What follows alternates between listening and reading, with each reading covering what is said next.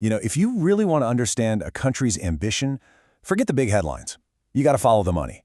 And that's exactly what we're going to do today. We're diving deep into India's national budget to decode its grand strategy for research, development, and innovation, what they call RDI, across these huge fields: science, IT, and energy. Okay, the very first number that just jumps off the page is, well, it's staggering. We're talking about a 1 lakh crore rupee fund for a brand new RDA scheme. Now let's be really clear here. This isn't just another boring line item in a budget document. No way. This is a massive statement of intent. It's a calculated, high-stakes bet on building India's high-tech future. So the big question is, how are they actually planning to spend all that cash? Well, here's our game plan for this explainer. We're going to start with this huge shift in thinking, moving away from just spending money to actually demanding results. Then we'll track the investments, first into core science and then into some really exciting frontier tech. After that, we'll look at the plan to build a whole innovation ecosystem from the ground up. And maybe most importantly, we'll see how they're planning to check if any of this is actually working. All right, first things first, we have to get our heads around the core philosophy here, because it's a real game changer. This is not about just throwing money at problems and hoping for the best. What these documents really show is a fundamental shift in how the government is thinking about funding and, even more crucial, about accountability. So you hear this term RDI a lot. What does it actually mean? Well, think of it like an engine or a pipeline. It starts with the basic, fundamental research that creates brand new knowledge. Then, that knowledge gets developed in a cutting-edge tech. And finally, all of that comes together to build a self-reliant, modern economy. That is the engine they're trying to build here. And look, they're not being subtle about this change in thinking. It's written right there, plain as day. A quote from the government's own monitoring framework kind of says it all. The new mantra is all about transitioning from mere outlays, that's just the money being spent, to focusing really intensely on what that money actually produces and achieves. Okay, and this difference between output and outcome is absolutely crucial to understanding the whole thing. An output is just the stuff you do, right? Like building a new research lab. You can count that easily. But an outcome, that's the real-world result you get because of that lab. Like a new technology actually getting commercialized. And this whole strategy really hinges on moving the focus from the first one to the second. Okay, so now that we've got that new philosophy in our heads, let's look at the foundation. Because, let's face it, before you can do all the cool, cutting-edge innovation, you need a really strong scientific base. So where is that core investment going? And just, wow, look at the scale of this. We're talking over 17,000 crore rupees, poured into just two main pillars: atomic energy and space research. This isn't a small change. This shows a really deep long-term commitment to these foundational programs that have pretty much defined Indian science for decades. And if you look closer, you see where that money is actually going. It's not just thrown into one giant pot, no.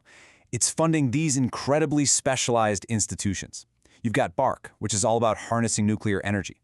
Then there's IGCAR, developing next-gen fuel cycles.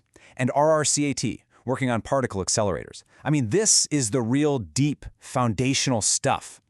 But here's the thing. A strong foundation is just half the story, right? These budget documents also show a really clear focus on the future. They lay out a whole series of targeted missions aimed squarely at the kind of technologies that are going to define the next 100 years. And here they are. These are India's big bets for the future. You've got everything from the basics, like semiconductors, all the way up to the truly revolutionary stuff like quantum computing and AI.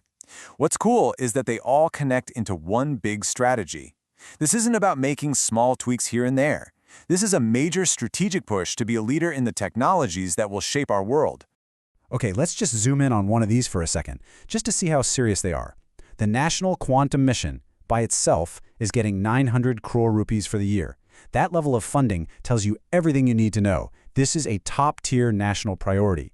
They are serious about building up their skills in this incredibly complex and, frankly, mind-bending field. And again, you have to look at the language they're using in the mission description. It's really revealing. The goal isn't just, do some research. It's to seed, nurture, and scale up both scientific and industrial R&D. And catch this key phrase, a vibrant and innovative ecosystem. So this isn't about building one fancy lab somewhere. It's about creating a whole new industry from scratch. But let's be real, creating an ecosystem is a lot easier said than done. It's a nice buzzword, but what does it mean? A mission like this is basically useless without the right environment to support it. So, how does the plan actually connect a brilliant idea in a lab to a successful company out there in the real world? Well, this is how. This pipeline really maps it out. It's a very deliberate, step-by-step process. First, you start with getting global academics to collaborate. Then, you channel that research towards solving actual, real-world problems. After that, the ADL Innovation Mission steps in to help grow startups. And finally, a new fund of funds comes in with the serious cash needed to scale those businesses up.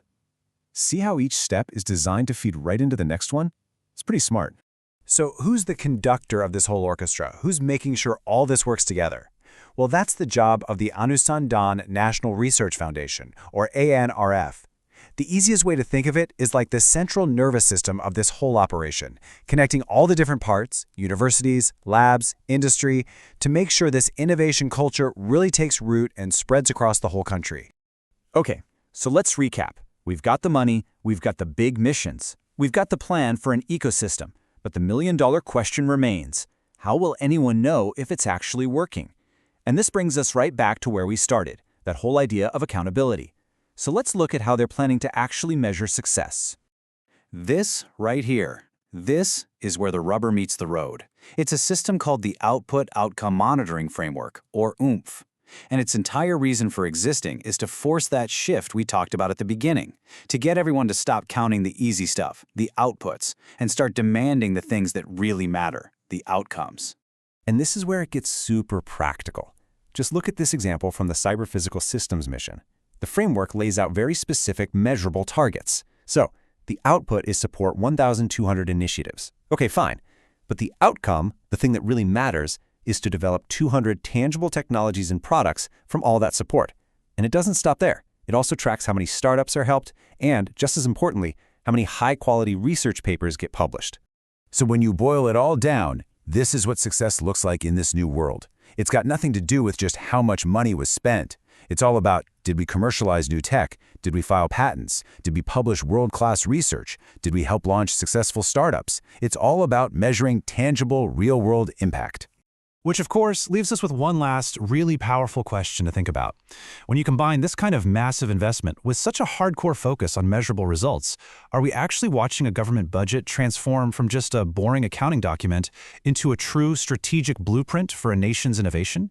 I guess that's the billion-dollar, or maybe I should say the 1 lakh crore rupee question.